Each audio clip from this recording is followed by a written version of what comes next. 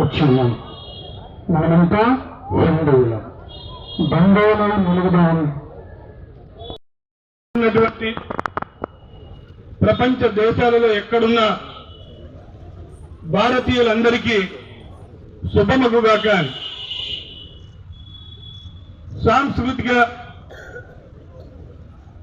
సనాతన ధర్మాలకు మనం ఈరోజు ఇక్కడ ఇంత పెద్ద ఎత్తున సమావేశం కావడానికి హిందూ ధర్మ సమ్మేళనం చాలా అదృష్టమే.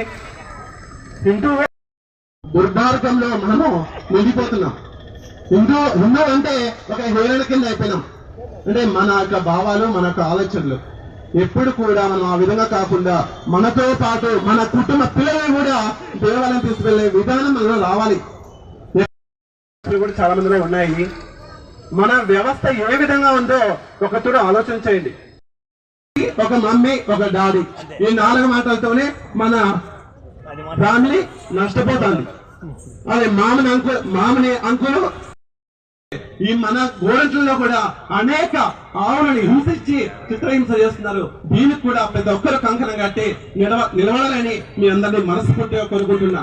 మొన్న ఒక నెల కిందట గోశాల ఓపెన్ అయితే నెలలో వచ్చింది నాకు బాధ. 10 మంది ఫోన్ చేశారు, స్వామి మా దగ్గర ఆవు ఈనింది, కుర్ర ఇచ్చింది, దీన్ని తెచ్చిస్తున్నా అన్నారు. నేనేం చేయాలి అంటే ఆవు గోశాల అంటానే చిన్న పుట్టిన పెట్టని తెచ్చి నేను పాలెంలో డైరీ పెట్టానా? అలా మనకు మతాల యొక్క బుద్ధి ఎప్పుడైతే మన యొక్క భారతదేశంలో ప్రవేశించి మనల్ని పాలించు అనేటువంటి ఒక స్థితి ఎప్పుడైతే ఏర్పడిందో అప్పుడే ఈ కులాల విభజన అనేటువంటిది జరిగింది. మనకు ధర్మంలో ఎక్కడా చెప్పబడలేదు. మనకున్నటువంటి 4 వర్ణాలు అన్నారు. మనల్ని ఎవరు 4 వర్ణాలు? మనకు భగవద్గీతలో శ్రీకృష్ణ పరమాత్ముడు చెప్పినటువంటి ఒక విషయం అందరికీ కూడా తెలిసినటువంటిదే. చాతుర్వర్ణం మయా సృష్ట్యా గుణకర్మ విభాషిణః అని. కాబట్టి ఆ యొక్క విభాగము వర్ణ విభేదమే తప్ప కుల విభేదం కాదు. అని వర్గాలుగా విభాగం అయిపోయినటువంటి వాళ్లే తప్ప వాళ్ళకంటూ ఒక విధమైనటువంటి ఒక ప్రణాళిక లేదంటే ధర్మ మార్గము అనేటువంటిది లేదనమాట. కాబట్టి మనం ధర్మము అని మాట్లాడుతున్నాం, మనది మతం కాదు. తర్వాత ఇంకొక విషయం, నేడు సమాజంలో కులాలు అనేటువంటివి ఎన్నో విభాగాలుగా ప్రతి ఒక్కరికి కూడాను కుల సంఘాలు ఏర్పడినాయి. శంకరాచార్యులు సనాతన ధర్మాన్ని స్థాపించడం కొరకు శంకర సాక్షాత్ అన్నట్టుగా శ్రీ పరమేశ్వరుని యొక్క అవతారమే శ్రీ శంకరాచార్యులుగా ఉద్భవించి మన యొక్క సమాజాన్ని అంతటినీ కూడాను సనాతన ధర్మం వైపు నిలబడేలాగా చేసినటువంటి ఒక జగద్గురువులు. మనం ఈనాడు ధర్మం గురించి మాట్లాడవలసి ఉంటే, ధర్మానికి రూపాన్ని చెప్పవలసి ఉంటే రాముడి గురించి మనం మాట్లాడుతున్నాం. మనకు ఎన్నో విధాలైనటువంటి ఒక సలక్షణమైనటువంటి ఒక విలక్షణమైనటువంటి రూపం మనకు శ్రీ రామచంద్ర ప్రభు. చూడండి, మనకు ఎప్పుడైనా కానీ ధర్మం అనేది చెప్పినారు తప్ప మతం అనేది చెప్పలేదు. మన విషయంలో మతం అనేటువంటిది మతి నుండి పుట్టినటువంటిది. తెలిస్తే ఏ విధమైనటువంటి ఒక మోక్ష మార్గాన్ని చెబుతూ వచ్చారు మనకు భగవద్గీతలు అంతా కూడా.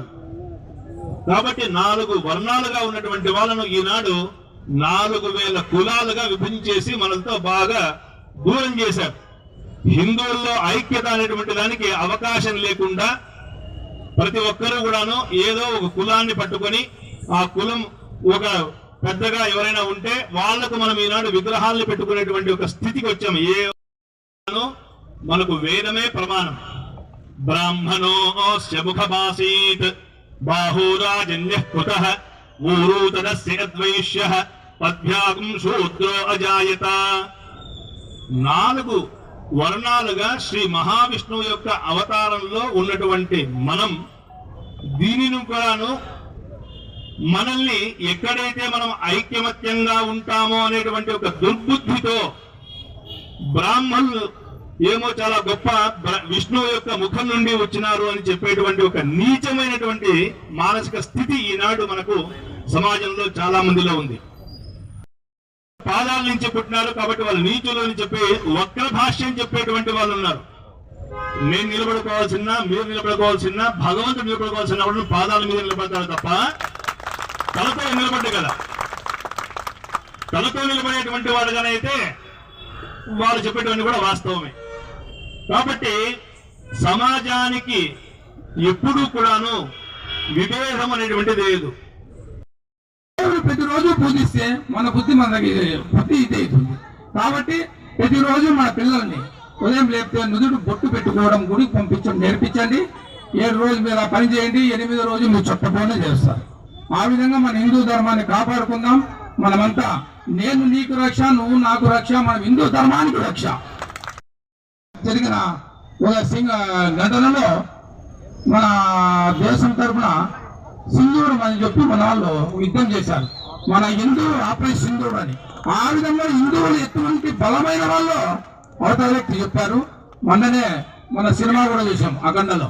అరే హిందువులు ఎందుకురా ఇంతగా ఉన్నారంటే వాళ్ళకి దైవబలం ఉంది. ఆ దైవబలం మన వ్యక్తిని ఎవరు ఏం చేయలేబరు అని.